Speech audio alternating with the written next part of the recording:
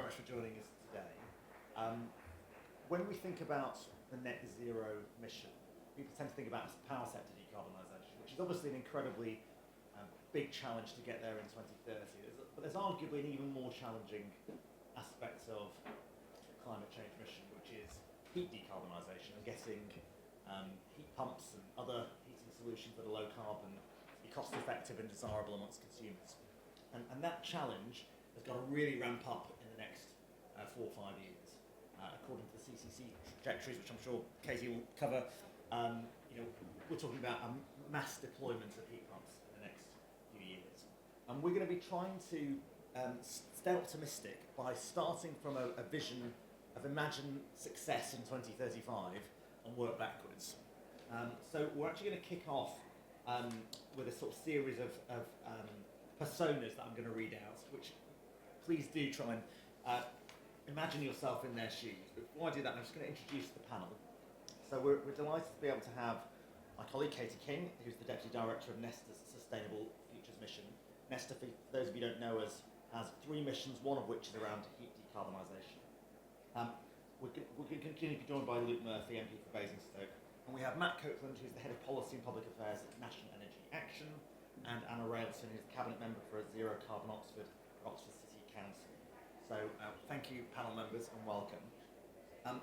Let's start with this idea of a positive vision. By 2035, we're really motoring. So imagine 2035, clean heating is cheap, it's easy to get, and it's widespread, and everyone can benefit from it. The question we should be exploring is, how did we make that true, and what had the biggest impact? So here are some concrete households that have transitioned. Let's take Jean and Bob, first of all, who's a retired couple, and they live in a rural bungalow.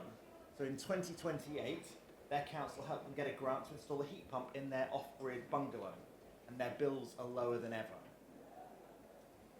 Mia, who's age 33, and her family of 4 own a terraced house. In 2031, their whole street in Birmingham switched to heat pumps together. Knowing that the UK is moving away from fossil fuels, they were happy to participate. Omar, 45, rents a flat in a city tower block. Omar's block switched to a shared ground source heat pump system in 2029. His housing association coordinated the installation.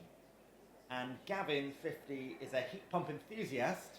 He replaced his boiler with a heat pump in 2026 to reduce emissions. The install itself only took 2 days on site. He's since encouraged neighbours to switch too. And as you can see here, quite a different set of consumers, some making an individual decision, some being part of a group decision, some doing it with their neighbours, some off gas grid. So I'm going to ask the speakers on the panel to pick one or more of these households and tell us what policies you think enabled them to benefit from the heating transition, and what are the barriers that they overcame. So Matt, do you want to kick off? Hi everyone. I think that, for me, I want to start with some general things that I think have to be true for all these households to have made this journey. And first thing is the framing of this, which is that currently we're in a prolonged time frame of really challenging cost of living for millions and millions of people. And we don't get to a point where people are choosing to decarbonise their heat or able to decarbonise their heat if decarbonising heat doesn't help with the cost of living. So all of this must result from decarbonised living or decarbonised heating resulting in warmer homes. And we know from polling that we're going to release tomorrow that by a factor of 2 to 1, this winter people are much more worried about how they're going to heat their home rather than the carbon output of their home. And that just tells a story. People will only make these choices in the short run if they can afford it and if it results in a better outcome for their lives. So that's number one. How is that achieved? Well, a heat pump on its own at the moment will not positively affect your cost of living in all circumstances. So proposals like Nesta's put forward around how you make electricity cheaper, how you provide a social tariff for low-income households on the electricity side to make their electric heating cheaper is absolutely critical to any of this working. For some households, it will mean energy efficiency as well, and making sure that homes are less leaky so that heat pumps can more easily provide warmth to a household. But more specifically for some of these households, there are a couple of things that just really have to be in place. For Jean and Bob in their rural bungalow, local authorities will need additional funding and potentially more devolved authority around fuel poverty in order to give clarity and make those decisions and provide that grant funding to households that really, really need it to decarbonise their heating. For Omar, who's renting, he doesn't have the agency to make the choice to make those changes to his home. So we need a policy or policies to enforce landlords to make those changes to decarbonise heating, to reduce costs of heating in the home. And that's where minimum energy efficiency standards come in, that this Labour government has proposed and will hopefully take forward. One last thing that affects everyone, I think, consumer protections. We've seen over the past few years lots of failed installations of clean heating, and by that I mean mainly insulation, but across the board, we're not seeing the quality of installation that we would hope to see. We have to sort that out in the next 5 years in order for people to really, really trust this is going to work. Part of that will be having experts in the community to help people guide people through all of this process. That's something that we're investigating at NEA across different centres in the north. Come and speak to me about that if you're interested. But we think that community expertise and trust is really, really important to building this future where people can decarbonise their heat and feel confident about doing so. Great, thank you very much. Anna. Lovely. So, okay, so I'll just say that, so I'm basically Gavin on this one. Like, I have done that, I have a heat pump, I'm basically a heat pump enthusiast. So Oxford does not have a huge amount of rural bungalows, so I can't really speak to that. But we have sort of more or less done the other two archetypes here. So the sort of terrace house, sort of trying to do a bunch of heat pump installs at like community level. We've had a sort of good crack at this in an estate. In Oxford not long ago, we had a scheme called the Clean Heat Street Scheme, which some of you may have heard of, where we managed to get 31 heat pumps in a neighbourhood around a couple of substations. So it will not surprise you to know that most of those were owner-occupiers in the end. We tried to get a good sort of range of tenancies, including private rented sector, council housing and stuff. But to sort of my great shame really, we only managed to get one heat pump into a council house. So this would have been essentially sort of almost free for the council to put in. Generally there were sort of like really good deals with sort of tariffs and things for a couple of years, but even so we found it basically nearly next to impossible to get tenants in council housing like remotely interested in this. And I think there's kind of 3 reasons for that. So number one, it's just like loads of aggro for people. I mean, there's kind of quite, kind of a good week or so at least of work to their house, people coming in and doing surveys and et cetera, et cetera. So yeah, loads of aggro. We then expect them to change their behaviour. We have all grown up with gas boilers and the sort of reactivity of those, and we know how those work. And of course, with a heat pump, it's not quite the same thing. You need to give it, longer. You can't just turn it on and off. So there's that aspect. But the absolute killer was the fact that we could not guarantee that their bills would be cheaper. So, basically that is quite a tough sell to average council house tenant, really.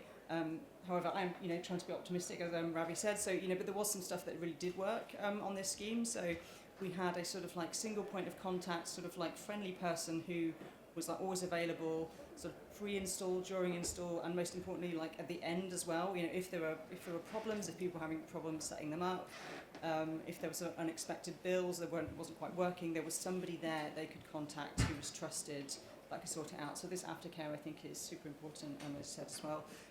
We had a series of local champions, so sort of pioneer people they know who live on their street, who they can go and talk to, go around their house, go and see, go and talk to them. Basically, absolutely invaluable for selling this stuff, really. And there's also an ongoing kind of street WhatsApp group where they just talk about their heat pumps and sort of debug them and that kind of stuff. So yeah, that has worked really well. I think this kind of single point of contact and aftercare sort of thing, basically absolutely crucial really for this. When it comes, so we did also have a good example of the city sort of we had a block of 60 flats. Actually, was a ground source heat pump. This one actually was super nice because it started off as what's the, like, you heat up the concrete in the wall. What's the storage heaters? Yes, they were all like really, really bad storage heaters. So when this ground source heat pump went in a couple of years ago, people ended up with, like, generally their bills like actually halved, and their homes were warmer as well. This was the sort of absolute, like, perfect sort of thing for it. However, you know, I think that only really works because, one, there were storage heaters, so the original thing was basically really crap, and two, it was a single ownership. It was single owner. It was a single housing association, and where we've got, certainly as a city council with council blocks, where we've got bits sort of right to bide out of our estate, it does make doing these retrofits en masse super difficult as well. But I will pass back. Great, thank you very much. We have had Luke Murphy join us. Welcome. We're just going through these personas. We're imagining it's 2035, and we've actually started succeeding in making the heat pump transition. And I've asked the panel members to sort of talk about the policies that got these people to do this in 2035. Now, Katie, you go next, and then I'll bring you in. Well, I won't cover everything that everyone's already mentioned. Levies, obviously Nesta would really like to see levies moved off electricity and cheaper. Then Jean and Bob, their bills would be lower than ever. Then Mia would be happy. It really is the thing that unlocks this transition. I'll talk about some things we haven't mentioned. So Gavin, it's next year, and it only took 2 days to install a heat pump. How did he do it? Things that would need to be in place. Maybe he doesn't need an EPC in date. He doesn't need planning. And his DNO have already upgraded his home so that he doesn't need to wait or be charged extra. All of those things I think could happen, maybe in the next 18 months, let's say. And then also maybe his boiler engineer also had a heat pump installed, maybe through Nesta's Start at Home project. He's installed a heat pump in his own home, and then when Gavin says, I'm interested, he says, I'm servicing your boiler. Actually, I can do a heat pump too. And then it's very easy for Gavin. He doesn't need to go searching for someone different. Maybe they even do a heat loss survey quickly whilst he's servicing the boiler, maybe using Nesta's. We've invested in Carno that do those quick heat loss surveys. So it could be really seamless for Gavin. And I think it could be like that within 2 years. And similarly with, Mia, for example, she could also have that quick experience. Right, thank you. Luke. I may repeat what others have said because I didn't know what everyone said, and apologies for being late, and thank you for inviting me. I think probably the main thing, and it was, I'm going to definitely repeat one thing around levies, but is political will. And I do think the main thing is essentially making electricity cheaper. And that sounds like a really simple thing to do, or a really simple answer, but I think that is fundamentally, unless we are incentivising electricity and the switch to electricity, we're not going to incentivise not only householders, but frankly the businesses who will innovate in the market in order to allow this kind of rollout to happen at a national scale. And for me, that is the single biggest thing that the government can and should be seeking to do over the next few years, and that requires political will. Obviously, having a firm kind of phase out date would help, but I think fundamentally the kind of being really clear that the track is to ensure that electricity is cheaper than gas. I think there was some talk in the papers the other week around whether the Chancellor might use fiscal space to reduce VAT. Personally, if the Chancellor, definitely not going to make any spending commitments, but if the Chancellor were to make or had the fiscal space, I would definitely say the best thing to do is to use that to lower people's bills by removing some of the levies. It's better for the exchequer, partly because VAT is a permanent reduction, and obviously some of the levies run out, expire anyway, so it's a kind of decreasing cost to the Treasury. It lowers people's bills, but also it does the thing that we need to do more broadly, not just for heat pumps, but across the economy, which is to make electricity cheaper. Like, our economy is going to be electric, and if we are going to be competitive across a whole range of industries, if we're going to roll out heat pumps and get to clean heat and do a whole host of other things, whether it's on EVs or wider industrial kind of growth, we need to have a pretty singular focus on reducing the price of electricity. So there's lots of other things that you can do. I mean, yes, we should have the kind of single access front door for people to go to get information and advice, and I think that's really important.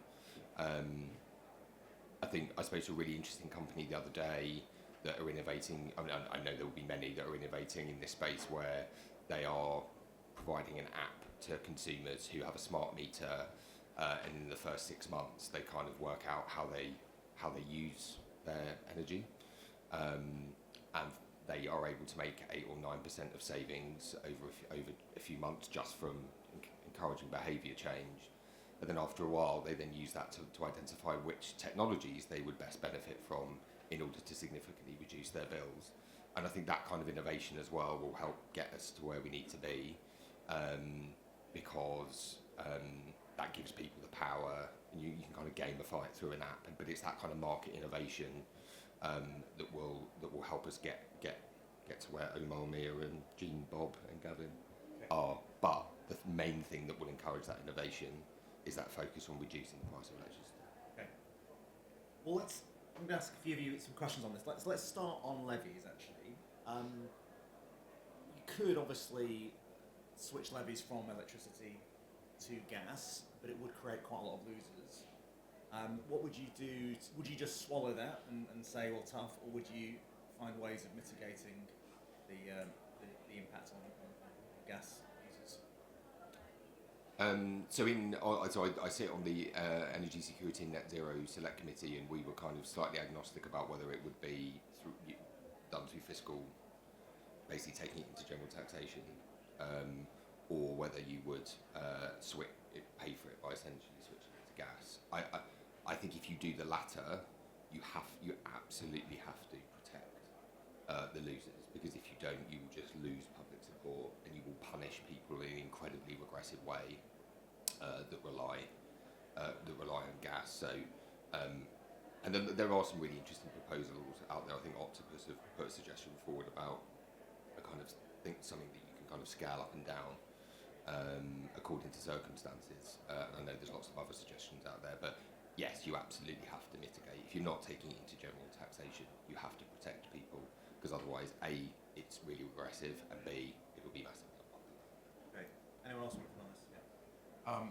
I agree with all of that, and just to add to it, I think support for net zero is a bit more fragile than it once was. I think that's fair to say. And as I said before, the biggest item on the public's sort of worry list at the moment is the cost of living. And one of the ways that difficulty is felt is bills, and the way that people can't heat their homes up to the way that they want to. And if we make decisions that make that worse, people will blame net zero, people will turn away from it. So it's critical, not just for the agenda I want to see, which is lowering fuel poverty, but for the whole net zero agenda, that we don't place that harm on people. I'm willing to plug some of Nesta's work here, I think, because I think it's probably the best thing I've seen in terms of rebalancing that levy, reducing the cost of electricity, and protecting those gas users who would lose out. So I point people towards Nesta's work. It's a really good starting place, actually, as to how to do that really fairly. It costs a bit of money, but we think it's actually really worth spending that money to maintain that support for net zero, to protect people, and to make sure that people continue to adequately heat their homes, or start to adequately heat their homes in many cases. I'll bring Katy. You can sort of explain what the proposal is on that in a second, but can I ask a more general question, which is, if you wanted to get to these personas happening, do we need to get the cost of a heat pump just to be level with total cost of owning a gas boiler, or do we need to make it a real financial no-brainer? And what's the sort of degree of difference you think we need to actually get the kind of pace of take-up? I'm going to go to both of you first, and then Katy, you can then come on. So do you mean like the cost of the unit as well as the cost of running it, just everything? Everything, total cost of ownership. I mean, I think there's also... Your, yeah. I mean, I think there's also... I mean, beyond the cost, there is also just shed loads of aggro with putting these things in, just unbelievable amounts. I mean, for a gas boiler install, somebody just comes in, half a day, whatever, puts a new one in, that's it, done. If you want to get a heat pump, you're almost expected to negotiate the planning system. You need to understand permitted development rules. You might get hit with a noise assessment thing, at the last hour, and be expected to shell out 1,500 quid. It is genuinely absolutely insane the amount of friction that is in the way, and it's not just financial. I mean, I have met people who have been stuck in planning for 18 months trying to get a heat pump on this outside of their house. It is genuinely so difficult for people. Even the most motivated sort of net zero finances isn't necessarily a problem. They're willing to sort of accept maybe slightly higher bills. They're willing to pay 15, 20 grand out of pocket, and even then they still cannot get one in the ground. So it's definitely generally not just financial. There's huge amounts of other friction as well that needs to be removed. Okay. I think the answer is probably different for different types of people. I think for sorts of people that we work with at National Energy Action with very little money who cannot heat their home at the moment, it's not adequate enough to say that the costs of running a heat pump will be the same as the cost of running their gas boiler, because that's unaffordable for them right now. They're hardly heating their home, they're living in a cold home. So for this intervention to result in the same situation for them is largely inadequate. So for the lowest income households, it needs to be lower cost. It needs to be sufficiently lower cost overall as a package with a heat pump plus maybe a social tariff or other intervention. Maybe they receive some energy efficiency installs or a solar panel in the same sort of grant as well. And if that results in lower bills and greater warmth, then I think that's great. And that's what's needed. For other households who can adequately heat their home, it might be much simpler. It might be that it has to be marginally better than a gas boiler, the obvious choice to make, but you don't need to make that significant gain to achieve warmth in that home. The other thing I will say to add to this is that it's not just market design that reduces the cost of electricity that will lead to greater warmth. It's the install as well. So lots of installs that we're seeing at the moment, given inadequate efficiency of a heat pump running, we know from some tests that we've done in real life environments that by doing simple things that don't cost that much around the system installs, you can make quite significant impacts on how efficient a heat pump is running, and it gets very close to a gas boiler. So you don't need to do as much on market design and the subsidy as you might think at the moment, given the average install. Getting the installs right, getting consumer protections right, is really, really important in the whole on this. Luke, and then on to Katy. I mean, I just kind of agree. I think it has to be a compelling offer, and a compelling offer is not a lot of disruption, and to get it into your property plus a either equal price or slight discount. I think it has to be compelling, and there's obviously a variety of ways to do that. But unless it's a compelling offer, I just don't think we're going to reach the broader span of people that we would like to benefit from the technology. It'll stay with kind of fairly affluent households who kind of think it's the right thing to do. So at the moment, about half of homes that benefited from eco last year were given solid wall insulation, which is really disruptive, can be quite tricky for the homeowner, many weeks, scaffolding, etc., etc. It's not great use of government money if you could switch them to a heat pump, spend that money differently, and then their bills would be lower if we had levy rebalancing. So Nesta's suggestion would be that we move the majority of levies off electricity onto gas and then protect the poorest, the most vulnerable. So that would be extending warm homes discount and a social tariff. You can read more about the specifics in our report, but essentially it's trying to make it so that for people who are on electricity, it would be hundreds of pounds cheaper a year, and also for those on direct electric, who are twice as likely to be in fuel poverty. And then for those that are on gas, they wouldn't see a very large increase. Obviously, if they were benefiting from a home discount, they would not be seeing an increase at all. There would be some homes that would pay slightly more. Nesta's suggestion is that the levies are moved gradually so that it's not all at once. We see the price cap changing quarterly, prices go a little bit up, a little bit down. Ideally, prices would be going down, and then incrementally you would be moving the levies across. Can I get back onto this question of hassle, which we've already started talking about? what can government actually do to really take out some of the frictions that you covered? Particularly concrete suggestions. Yeah. So in our work in communities, when we're helping people to decarbonise and hand-holding them through their journeys, we come across quite a lot of financial hassle and physical hassle in the home, where people just cannot make the heat pump upgrade because they can't afford the heat pump. That's fully funded, but there's other things that need to be done, ancillary works that need to be done before they can get to that space. One of the really key things that we see is rewiring their home.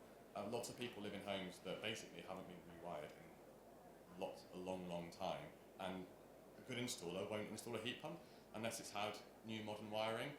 People we support can't afford that, and there's no funding in the schemes to do that sort of thing. And there's a huge How does hassle. it cost to do the rewiring of a house? Hundreds, if not 1,000 plus. And people we support have no savings, negative incomes, those sorts of things. And I think that if we're going to really support all sorts of people through this transition, as you've sort of set out here, we need to take those things into account, otherwise we will leave the poorest behind. And it's not just rewiring, it's a whole load of sort of ancillary stuff that might need to be done in a home. It's just difficult to do if you're low income.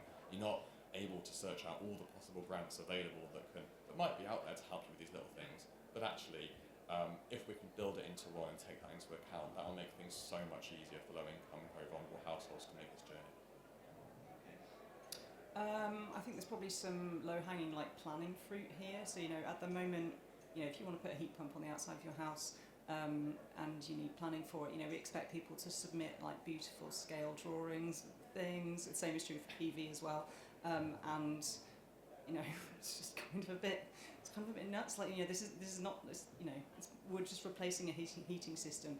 We don't, you shouldn't have to pay 500 quid for a planning application, etc. So I think having sort of maybe even different tiers of planning, or even just take this out of the planning system altogether. I don't know.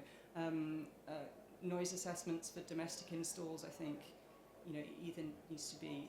We should just be able to accept the manufacturers or the MCS stuff on this. Sure, big commercial installs, fine. I think there should be some decent noise assessments done, but your average kind of 5 kilowatt heat pump or something. I mean, why are we expecting people to shell out 1,500 quid for this stuff? It's just a bit bonkers at this point. Okay, Katie. So I think, imagine if you're Mia, coming back to our vignettes here, imagine that her local area has a local heat body, which is an organisation that would work out who should have what.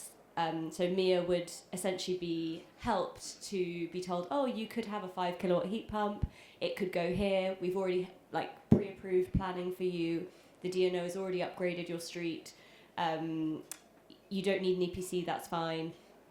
We are going to let you know about this, maybe a couple of years in advance, get you used to the idea. As Matt's been talking about, someone to handhold and to answer questions, act as that point of contact. And then they could procure it for you, maybe in bulk, get some economies of scale, and then coordinate it so that Mia's really not having to do that much at all. I mean, that's the dream. Okay. And just on sort of noise and planning, do you agree with the idea of trying to remove some other regulations here? So Nesta does think that you do need to have some noise limits, but we think at the moment the way the noise calculation is calculated is overly conservative. So there's now been 2 studies, one measuring real heat pumps in real life and one modelling heat pumps using much more sophisticated modelling software, and both found that essentially when you said the 37 decibels, that's what you're allowed. When you go and look at real installs or you model it, they're 5 decibels quieter than that. So there's probably about 4 to 5 decibels that could, if you made the calculation more accurate. So that's something Nesta's exploring, working with acousticians to essentially see if we can make the calculation more accurate so that it's the same limit, it's just at the moment the calculation is more allowing about 32. Can I ask a question? Yeah. But you shouldn't have to monitor that through planning, right? Surely you can just regulate that at source rather than forcing people to go through planning. Oh, absolutely. I mean, I think we should get to a place where barely anyone needs to go through planning because they meet the noise limit, and then let's say maybe World Heritage Site, maybe conservation areas is a tricky one. I feel like ideally you would have it so that conservation areas were more relaxed than they are now. the whole every borough has or council has different rules, I think is so confusing, and it's something the government really needs to create some guidance on, because otherwise, I mean, not everyone would necessarily even know that they need to get extra special planning. Right. The only thing I was going to add, because I agree with almost everything that's been said, is whether there are other points of friction in people's lives if they're moving home or they're doing, how do we make sure that actually the information support is there ready to support them? Because if they're doing something that's kind of fairly causing a lot of upheaval already, a big redecoration or an extension or whatever it is, making sure that we're maximising that, because that's an opportunity as well if they're going through the upheaval of something else already. One of the personas, I'm struggling to remember which one now, got a new heat pump in 2 days. Who was that? Gavin. Which seems pretty amazing. Because if you think about the sort of user journey here, imagine boiler is on the blink, starting to break, or is completely broken. That is a crucial moment that we've got to try and pivot them onto heat pumps. Because it's not a sort of, then if it's at least cost parity, or preferably even, a clear financial no-brainer, you've got a good chance of getting them onto a heat pump if it's low hassle and quick in the middle of winter. Is it realistic? Is anyone actually sort of getting to that kind of level of speed? Is it realistic to aim for that kind of journey, Katie? I'd say yes. We see it in the sector a lot that people are innovating to try and make it quicker. So I think I mentioned a few of these things before, but if you could do a heat loss really quickly whilst you were doing a boiler service, you could provide a quote, and you could essentially, if you know that installer already, you've got that trusted relationship. If they're saying, I can do a heat pump for you, it'll be a similar cost because I've worked out you don't need the bells and whistles. We can do a minimal install, minimal disruption. We're seeing that in the sector, that people are moving more towards good enough efficiency, and then saying, you can use this tariff will make it a lot cheaper. Why don't you install, you can just use an app on your phone. The app will turn your heat pump up when electricity prices are low, and it will turn it down when electricity prices are high. You can save a lot just by using this app and having an install that it doesn't need to be a sort of a for efficiency heat geek, the best £20,000 install. It can be a much cheaper install, but just run it using tariffs, and then it'll be a lot cheaper. So yes, I think it is possible, the 2 days, if you get the quick heat loss, your DNO has already approved you, your planning's already approved, and there are some organisations that, for example, are saying, you can use your own radiators, let's see how this winter goes. Maybe one room you're finding a bit cold, we can replace that radiator in a few months. Right. So are you sort of saying that we should have a heat pump readiness thing, or not? So it's something Nesta have been looking into. Should we be making homes heat pump ready? I think the challenge is it's quite expensive to do. Like, let's say someone comes and does a heat loss, they then replace some radiators. It could cost you £1,000, let's say, and then let's say in 5 years' time you want to get a heat pump. They'll do another heat loss. They might, by then, maybe the tech's improved and they didn't actually really need to replace the radiator. We're a bit concerned about double spending, as it were. We see a lot of innovation where people are saying, keep your radiators, keep your pipe work, we can make it work with what you have. So I'd be a bit hesitant, other than things like loft insulation, that I think... Or rewiring. Yeah, or rewiring, exactly. Things that genuinely you can't have a heat pump unless you have these things. Look at me. So, a bit more conservative on this one. I do think that 2 days is possible. But what I would say is that we shouldn't go after speed at the expense of quality. If we do that and that results in poor quality installs that lead to colder homes for whatever reason, that's a disaster. That's very perilous for this agenda, because a sniff of that and the public will not accept it. At least the cold damp homes, I think that's the end of it basically. So quality is absolutely key in this, and making sure that heat pump installs and everything around them results in warmth is critical. Great. Anyone else want to comment on this one? I'm going to go to questions in a minute. I should have two more that I want to put to the panel. One is about the sort of efficiency of heat pumps, because the efficiency of a heat pump makes a huge difference to whether this is actually cost effective. There's quite a big variation And one of the kind of trust questions you might have when you're going through the journey is, are you going to get the promised heat pump efficiency or not? And it strikes me that it's odd that we don't automatically monitor all the heat pump efficiencies in the country, given that it's super easy to do that. We ought to be able to immediately look at the dashboard of the performance across the country and then build a sense of what is feasible for different heating types and are different installers getting different results. Why are we not doing that? Yeah, it's a great question. I wrote this down as well. We spend all this time doing sort of heat loss assessments and stuff, and yet we never actually, very rarely, close the loop on whether the heat pump install actually delivered any of that. And I think decent installers should actually genuinely want to know and be able to say, look, I've installed X heat pumps, and the real world use of these has shown these bills, this efficiency X, Y, Z. And I think so I think there's a piece here around, yes, closing that loop, getting some decent telemetry in there, sort of as a default, and also the sort of like installer sort of accreditation, sort of Corgi registered-y type thing as well, where people can actually have some assurance that who they're going to is going to do a decent job. Because at the moment it is quite, I think it's very much like still word of mouth, who do you know is good, sort of level when it comes to heat pump installs. Yeah, I would agree with that. I think with MCS, unfortunately, it's a very binary. You're either MCS accredited or you're not. Really, we should be driving up quality by having people give reviews and have the data of how good their installs are. Something that's really interesting is essentially a lot of the time it's just that how the heat pump's been set up, like with the programming almost, the settings. It's been about 0.5 of an efficiency. So let's say if your heat pump is 3 times efficient, but it could be 3.5, often that can be just changing things like the weather curve, which is just some buttons on an app. And if you were able to remotely to look at this, then maybe during servicing, the installer could say, oh, I can see in the last year your heat pump's been acting a bit weirdly. I can just press a few buttons and I can improve it. One of the great things about heat pumps is the software, a bit like EVs, can update every year. The piece of tech, your boiler is not getting better every year, but with heat pumps, you can change the software and they can get better and more efficient, and the controls can be changed.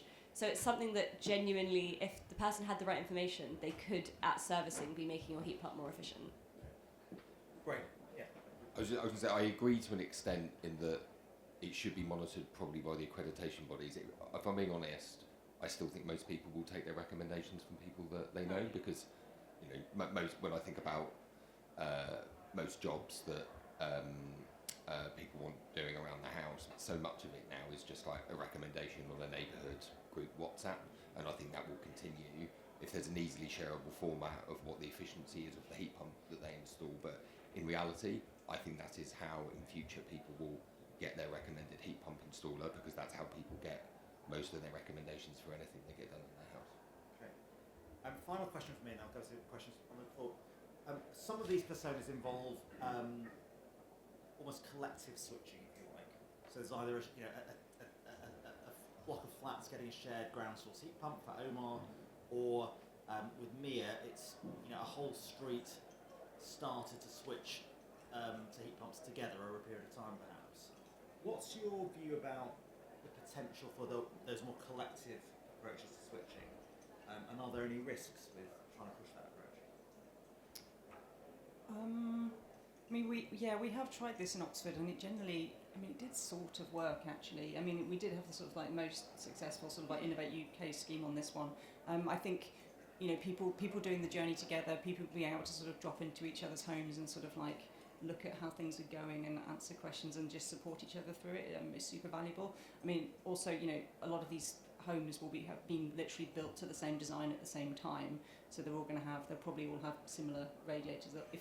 If one of them's got microbial, all of them will do. So you can sort of solve problems on block, and actually generally you might be able to solve planning problems on block as well, right? You could just get a sort of, I can't remember the term for it, but a development order or whatever for that street being like everybody can do X with a heat pump on this street. So yeah, there's really good sort of scaling things that you can do there. Specific example from me, we did some work with Clarion Housing Group, social housing provider, earlier this year about this particular issue. How do you get a whole block of flats to switch to clean heating And one of the big difficulties is mixed tenure blocks, because social, they have a relationship with 80% of the people who live there, 20% no relationship at all, and they've got to convince everyone. So having people on the ground, going into the flats, speaking to everyone, building up a community, having the community champions in the blocks of flats, all of that is really, really important, and it's soft work and it takes time. So you've got to put like months, maybe years of effort into building relationships into those sorts of flats in order to get that sort of drive for everyone to do it. And even then you might not, because you might get the private renter or the owner who just doesn't want to do it and they can stamp their foot down. So, but that long-term engagement with individuals is really, really important to getting things out. Yeah, I completely agree. We went and visited in Cornwall. Kenza did a Heat the Streets programme. They were given millions of pounds by the European Union to do this, and the heat pumps were free. People were off the gas grid, so they would save a lot if they were going to switch. And yet, they didn't see, universal take up at all.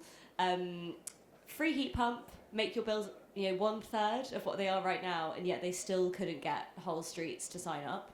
I think that gives you a sense of the hesitancy people have. But one thing that really works is having it phased. So they had some people go first, then they talk to their neighbours, they say, my bills are 1/3 of what they used to be. Then they give people another opportunity to come in later.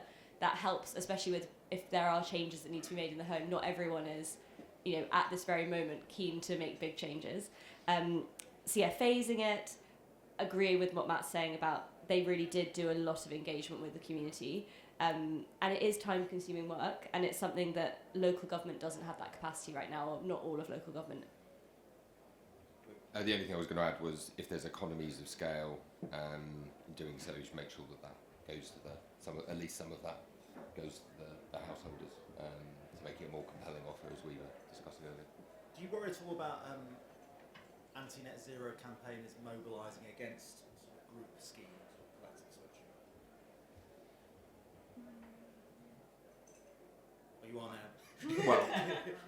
Well, I think what I was thinking was whether more so than mobilising against the whole agenda. I don't know. I mean, I guess I think the only thing that came to mind when the others were discussing it is providing there's no kind of element.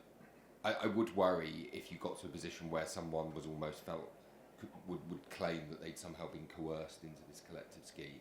That's the kind of the worst example I can think of. But I'm not really sure that you can avoid that. You might find someone in a block of flats who says 5 years down the road that happened. I don't really know how you can avoid that. And it's also in conjunction. If this is cheaper, it makes it a lot easier. Yeah. So, I think the example where that has happened, I guess, not the clean heat, not with electrified heat, with hydrogen, is with the hydrogen trials that were going to happen in a couple of locations in England and didn't happen. The one that has gone forward is the one that has done the most for the community. So H100, SGN's hydrogen trial in Scotland, is going forward. They've done years and years of work with the community that isn't hydrogen based, it's not heating based. They've invested in local football clubs, they've invested in helping single parents and helping provide community spaces to people to build up the trust between what they're doing and the community. And the community buy into it because they understand that what they're doing is a choice. They understand the benefits they might get from it. They understand that they don't have to be involved in it, and people haven't rallied against it because they've done that work. And if we're going to do this work at local level with a heat pump, it's going to be the same thing. We can't kid ourselves that if you're doing a heat pump, you've got an angel ring around your head.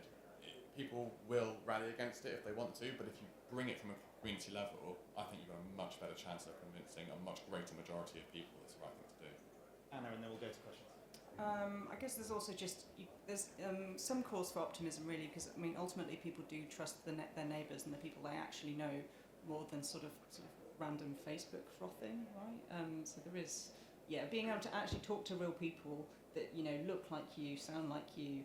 You can go around their house and have a cup of tea is genuinely quite powerful. Great. Let's go to questions. One there, one at the back, and then gentleman there as well.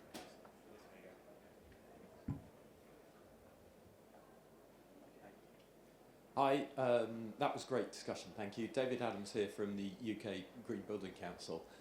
Just looping back on that conversation about understanding the performance of the heating system, rather than just heat pump.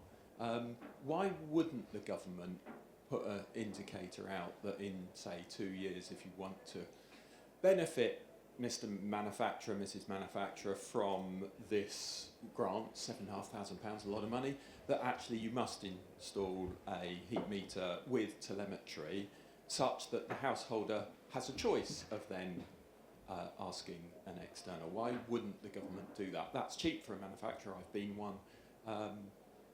It just seems a complete no-brainer. Okay, great. Lady at the back. Thank you. Hello. I run a renewable energy company and we fit heat pumps. I'm really concerned about the aspect of fitting one in 2 days because I think that is a recipe for disaster. So I would really not be supporting that. The thing is, I would actually ask Labour and the government, is there any thought of renationalising the electricity companies? Because we have some of the most expensive electricity in Europe. And if we don't get that sorted out and reduce electricity costs, heat pumps are never going to be a cheaper option. So I would say also support for installers, because it's all about the customer, but installers are specialist engineers and they have to pay thousands of pounds just to be members of certain schemes to be able to install heat pumps. So I think there needs to be a lot more support there. Hello, my name's Alex, but today I think I'm called Gavin. I'm a heat pump.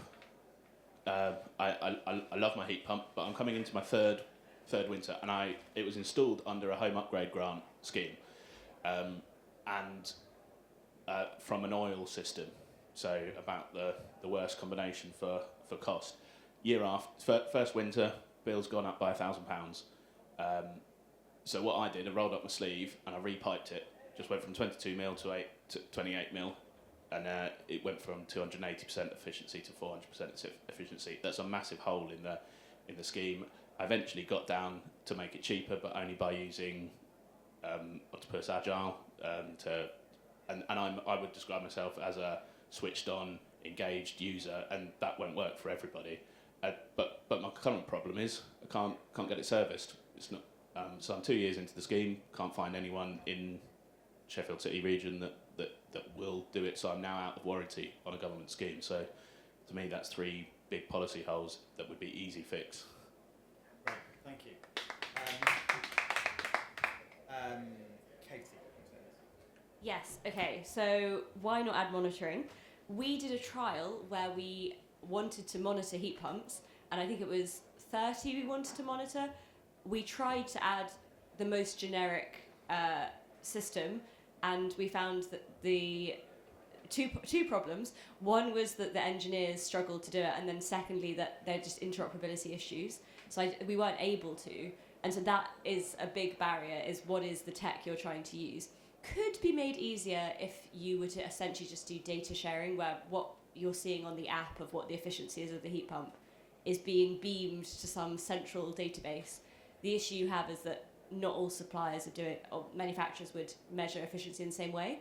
But you could say, let's all measure it in this one way, and you have to share the data that you're getting from your installs to us, and we will monitor them that way. So I think it's not impossible. I think it could be done.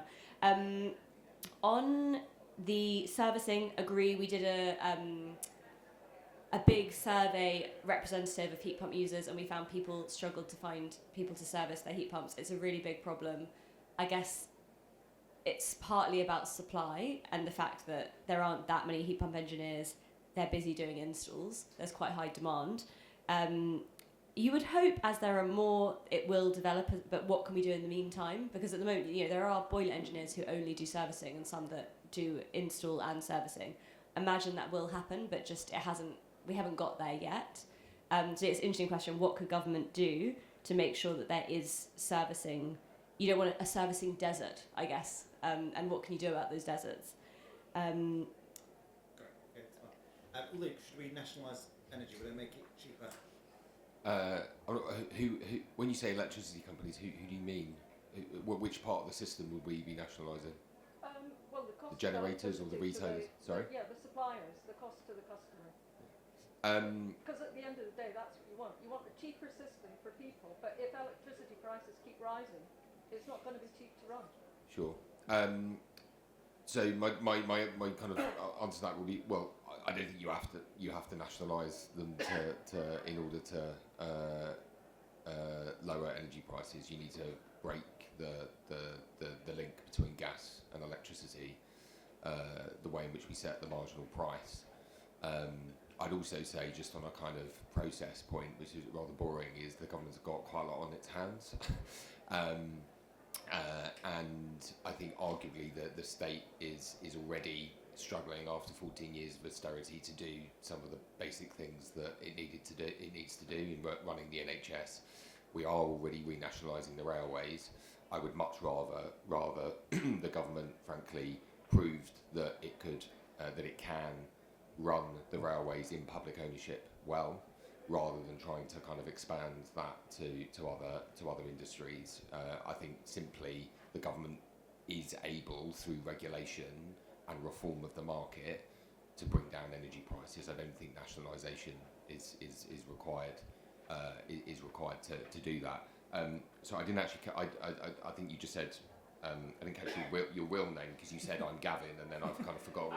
Alex. If you could write to me and the committee that I sit on, I can give you my details afterwards. I would be really interested in, because clearly your experience is exactly the kind of experience, frankly, we need to avoid, because that is the kind of story that ends up kind of with bad headlines and in introducing any new technology. I think we will face those challenges, but I think policymakers need to hear that and then address it really quite quickly to make sure that we learn from that. So it'd be grateful if you could write to me on the telemetry point. Sure, provided people are opting in and we can do it, then why not? I was going to go to more questions unless you wanted to come in quickly. I think when it comes to sort of the efficiency data and this kind of like post install stuff, I think I'm sort of less worried about the sort of beaming stuff up so we can aggregate it all and sort of work out what everyone's efficiencies are, rather than the homeowner just having an easiest time as possible to get the lowest bills and the warmest home, right? I think, there's clearly, there's sort of like you switch for energy, your sort of energy supply things. Like, why can we not just have, you want to optimize for two things ultimately. You want your house to be warm and you want to have it for the lowest possible price. You can do that through, there's going to be various heat pump tuning, sort of timing stuff. There's going to be various tariff stuff on a half hourly thing. Actually, most people are not super nerds like a lot of people here are, and want to tweak their heat pump system. They just want it to kind of work, and actually just kind of outsource this to something and just have something that just sits there in the loop and gets you like those two objectives basically. And you shouldn't have to repipe your house, obviously. But yeah. More questions? Okay, let's take three at the back there. That's right, and then. Hi guys, thank you. I'm Lottie, I'm a researcher at YouGov, and I just think it's a really interesting conversation we have here, but nationally the awareness of home upgrade grants is quite low. So what should we be doing to raise awareness more generally? Well, maybe not until we have more people available to service the heat pumps. And also, just a second part to that question, if you are lucky enough to be a first-time buyer, these groups increasingly are having to invest in renovation projects just to get on the ladder. What are we doing to make people aware of how to upgrade sustainably at the beginning of the home buying process? So just explain that point again. So when you're... So young people to kind of get on the ladder, it's not as if it's not easy for us to buy a really EPC efficient house. A lot of people are moving into houses with no insulation. We're having to do the rewires like Matt said. So how do we make people aware that at the start of stripping back our walls, we also need to have in the back of our minds heat pumps are available and we should be factoring that into the process of the renovation? Got it. More. Okay. Yeah. Hello, James Sutton, co-director of climate action charity Possible. Katy, your example from Cornwall showed yet again that human decision making isn't always rational. So cost isn't the only factor. There are lots of different things, weird perceptions, weird attitudes towards heat pumps. What's the key set of things that government and civil society can do to address some of these other perception biases to accelerate the uptake of heat pumps? Right. One in front. Let's take a bit more actually, because we'll just collect them and I'll direct them to different people on the panel. Hi, Greg Moulds, Northern Gas Networks. Just a quick question. In your 2030 world, who's paying for the maintenance of the gas network when people like your four personas have moved away, given that the rollback of that network isn't linear, it can't be done house by house, street by street, in some cases even town by town? Great. Anyone else on this side? Yeah, please. You're going to have a lot of questions to remember. Yeah, I've got them all. So right I'm Jen, I'm from Seahorse Environmental, but I'm also former heat pump lead at Desnes. And I'm just interested, completely agree, I think we can all agree that heat pumps are the primary technology and need to go into all the homes that can have them. But I also don't think we can ignore that not all homes are going to be best suited for one, or quite frankly, choose to have one. And I do think there's an important conversation about choice that tends to be kind of left out. And I guess in terms of the title of how we make it fair for all, it's how do we as a sector work together to also make sure that those consumers that A, can't have one, have had one that's had to come out because of kind of experiences like yourself over here, or don't choose to have one, how do we make sure that they feel they have choice, what those choices are, making sure that they are good ones that also work, are affordable, and kind of have this kind of quite frank conversation about making sure that this is fair, that people feel like it's not being done to them and they have choices on what they can benefit from, whether that be kind of heat batteries, battery-enabled technologies, and all of those other things. Great. Okay, let's take some of those. Let's maybe start with the last. Are we all a bit heat pump obsessed? Should we be preserving more choice for other technologies while ruling out probably hydrogen? Because we've got to put some boundaries on this. But should we be perhaps a bit less focused on one particular technology? Katie? I think I say the words heat pump at least 100 times a day. I do think it will be the choice. It will be the technology most people get, and in some ways you don't want to confuse things too much by introducing lots of other niche technologies. We did a brief bit of research with a council using infrared, and the bills unfortunately were astronomical. Like the ZEB, the zero emission boiler, it's promising, but all of these, they're 100% efficient. Heat pumps are 300% efficient, or in that range. So when you're talking about choice, I guess people just really need to understand that their running costs will be a lot higher. Like, we're electrifying, gas won't be an option forever. At the moment, heat pumps are probably the best choice for most homes. There are some people, for certain reasons, that might want a zero emission boiler or infrared heating, but I don't think just because they're easier to install, if the running costs are higher, I don't think we really want to be encouraging people down that road. Okay. Can I ask you, Matt, about, you can comment on any of the questions, but I want to ask you particularly about the gas network, because it's a really big risk over the medium term, isn't it, where fewer and fewer users will be shouldering all of the costs of the gas network, which creates a kind of political minefield over time. So what do we do about this transition? It's a pretty big question. It is a big question.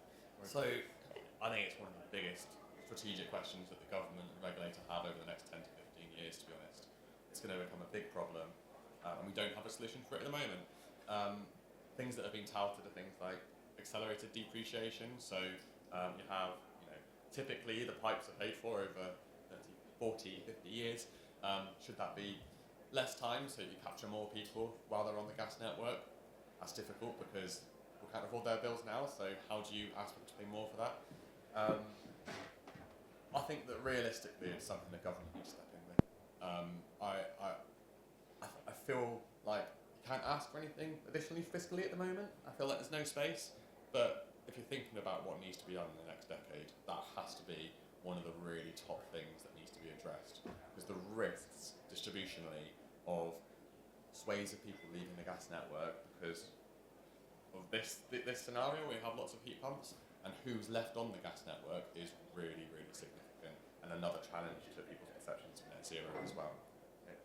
Anyone disagree with that? No, the one thing I'd add actually was having a discussion with Guy Newey in a panel from the Energy Systems, Catapult, for those that don't know, about a similar issue around the network and people slightly opting out and getting solar and batteries, and kind of having a similar there is a similar challenge there that I think is. Well, when I said, "Well, what's the answer?" and the guy said, "Well, I don't know," and it's something that I've been thinking about. So, yeah, both of them really, but yeah, I think it's it's an incredibly valid question, and we need an answer to it more quickly. I mean, it's not that dissimilar in a way to the thing around fuel duty and EVs, like, in terms of the kind of where it's going to leave, government. Can I finally ask sort of this question was going to link two questions. One is about awareness, the fact that many people just are not even at the basic level of awareness, but also this question about perception issues, which is slightly different, but linked. Who wants to think of that? So I've sort of got a tangential thing on the perception issues. So I think one of the things, and it kind of comes into the other tech thing as well. So I think one thing that we really should be talking about more is aircon and air-to-air installs. Like, this is something as a way of getting more heat pumps into people's homes. And, this is something where you actually, you do heating, but you also get something extra, which is you get cooling in the summer, obviously. So, I mean, I'm one of the rare people who does have an air-to-air, like entirely air-to-air heating system in my home. The aircon bit comes on like 5 days a year, but and it's fantastic. But I think it needs, generally, we need to talk about it more. I think about the sort of sheltered accommodation blocks and stuff we have in our city. Like, it's not just the risk of people being too cold in the winter. These people are also dying because they're overheating in the summer now. Like, our houses are not built for the cold, and they're also not built for the heat. And generally there is a solution to this, and it's aircon. So I think this would, as a way of offering something else, also turns out to be cheaper to install this than air to water stuff. I think this generally needs to be on the table and talked about quite a lot more. So I'm just going to shill for aircon. So, two things from me. The first one is that you get awareness if this is just cheaper and it's better than a gas boiler, which for me isn't always. But if it was, it'd be much more obvious for people. So I think that's the core of it. But going back to what I was saying earlier about plugging our community retrofit work, I think that sort of thing is really key. You have to meet people where they are, and that is often in the community. So what we've done in that work is we're set up in a community hub where people are and are able to have those conversations with them and talk to them about the options. We're also going out into other community spaces, setting up stands so that people can have those conversations on a much more natural basis. I don't think that promotion in the media or on Twitter is necessarily the best way to reach people. I think that potentially we've seen that with smart meter rollout, where there's been lots of that and still difficult uptake. We do lots of work on smart meter rollout in communities, and we find that really successful, particularly with the sorts of people that we support. But yeah, I think that community level presence is incredibly important for awareness, building trust, and for getting more people into it. Then you get word of mouth increases as well. I also think kind of digital innovation and flex. So if someone has an app on their phone where, having monitored their energy use, they can see by making a certain amount of changes they can make X amount of savings. Because and this isn't just about putting a washing machine on at 4 a.m. or whatever. It's you're leaving something on that clearly doesn't need to be left on for 5 hours, and it can actually be an hour, whatever it is. If people begin to trust that, and it's quite easy and simple, and then the companies running that app says, well, actually, we know from having rolled this out in 5,000 other homes that you could make X amount of savings by introducing this technology, and then that's automatically linked up to the government grant that they could get. That just makes it so much easier, and then you'll have some communities that really require that really intense focus, and then I think you'll just have a lot of people that will be pepper potted around the country that will pick it up through their app because it's much more digital. They've got an app and it's easy. So perceptions, I think a lot of people don't know about heat pumps. I don't know anything about them, or I know very little. That does mean that we've got this opportunity for them to learn about them in a positive way. We run a scheme called Visit Heat Pump, where we have over 1,000 people who've opened up their homes to show their neighbours their heat pump, which is wonderful. Of course, other people are the best messenger, and my parents recently got an EV and they got a special tariff, and now they're constantly telling me how cheap it is to drive their EV. Like, news travels when it's really good news, and I think I do agree that once they're cheaper, that news will travel. Another angle is air quality, and I think a lot of people don't realise cooking with gas in the home does create poor indoor air quality. And then also in London, boilers are now the biggest contributor to poor air quality because we've done so much to improve transport. So I do think those things, when people become aware of the negatives of gas boilers and the positives of heat pumps, like perceptions, at least we do have a good product. It just needs to be high quality, and of course we just need to spread the word in the right way. Great, thank you. On that note, I'm going to try and close this. It's been a really, really good conversation, very rich, very detailed. At Nesta, we're doing a ton of things on this as part of our mission. Katy mentioned, for instance, visitor heat pump. Also, our programs with installers to try and get more installers who are installing their own heat pump in their own homes so they can be better advocates. Government obviously is going to be doing something quite significant, I think, in the next month or so with the Warm Homes Plan, which could start to address some of the issues that we are talking about, including this critical one about affordability. So I'm hoping that some of the barriers that we've mentioned will start to get solved, and maybe Mia and Gavin and various other members of our cast will become more of a reality than just a hope. So thank you very much for great questions. Thanks for joining us.